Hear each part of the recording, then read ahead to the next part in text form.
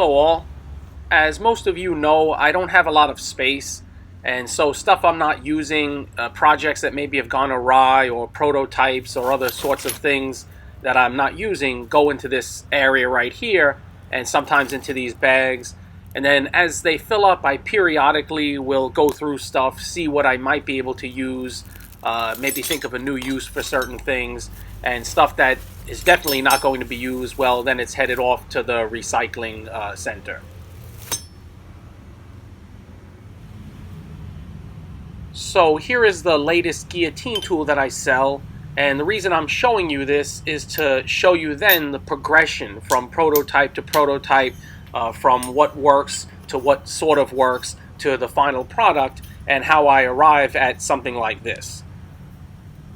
Some people can come up with exactly what they want on the first go, but for me, I need to see things in the real world rather than just on paper. I'll do sketches of things that I think might work, but it typically takes me 2 or 3 prototypes to get to a product that I feel is acceptable.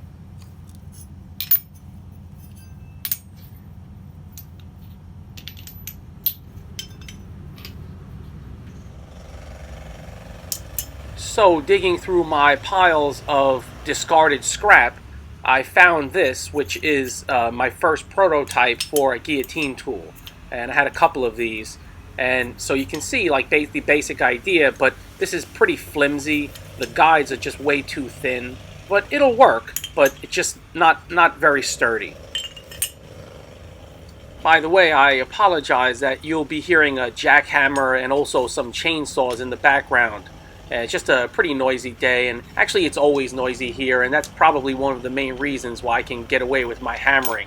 My hammering is pretty tame by comparison. So as you can probably clearly see, this design is lacking in many aspects.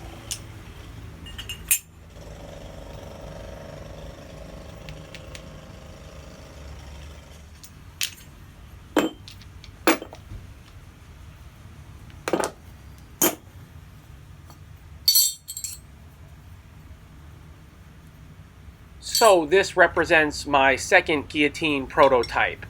The wider dies are an improvement, but the closed and relatively thin guide is still something to be improved.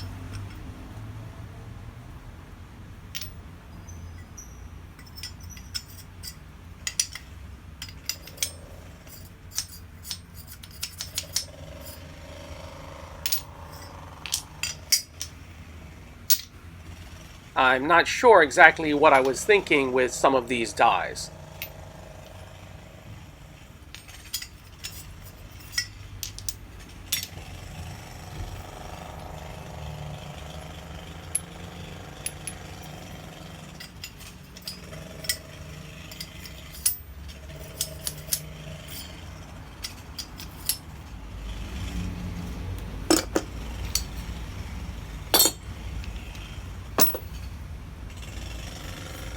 So this was my third attempt, and I used and sold this style for a while. The guides are much thicker and hand forged, but there's no offset.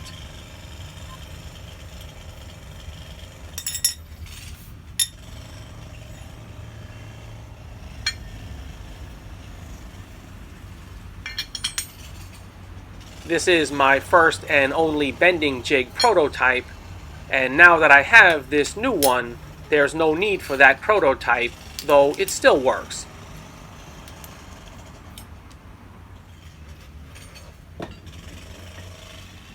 Here's a very small spring fuller that, since I have the guillotine tool, is really of no use.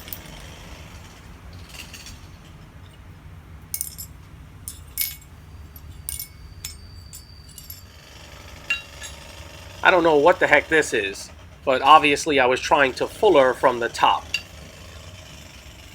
The point with these simple cut and paste tools is that they can be effective, or they might lead you on to other ideas.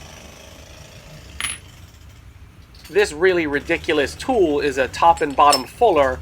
I was trying to fuller larger pieces such as hammers and use a larger radius, and I thought this might be simple and effective, but it's really silly. It's very easy to strike those vertical bars and then so ruin the tool. But I'll give this and a couple other of these a go right now.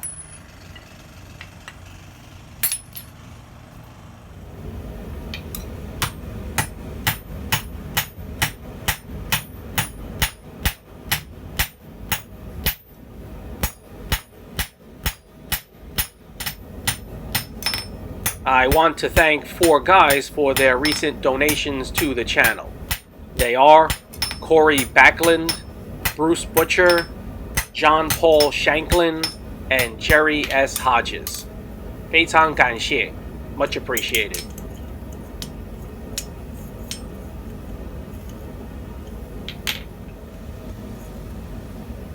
I actually remember these dies being pretty useful.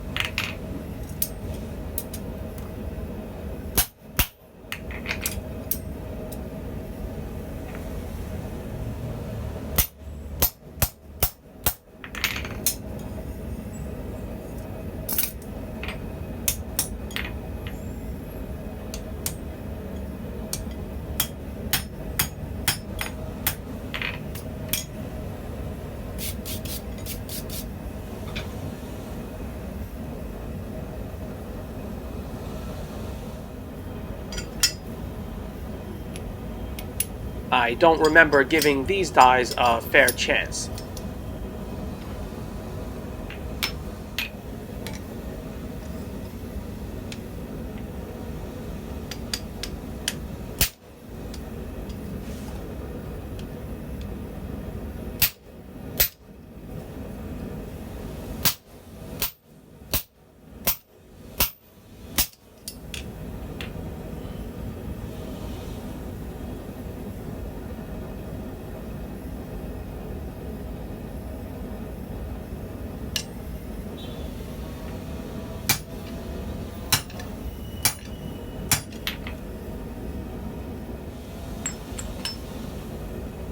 Let me give this Three Stooge special a try.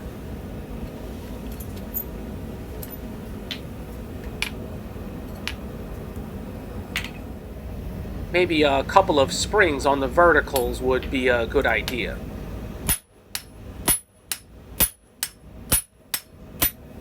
Using these not so successful jigs, etc., really does help me to think further about how I can improve this tool, how I can make the proper changes to make it work for how I work, which is just by hand hammering. I hope you can glean something from watching this simple video. Catch you guys next time.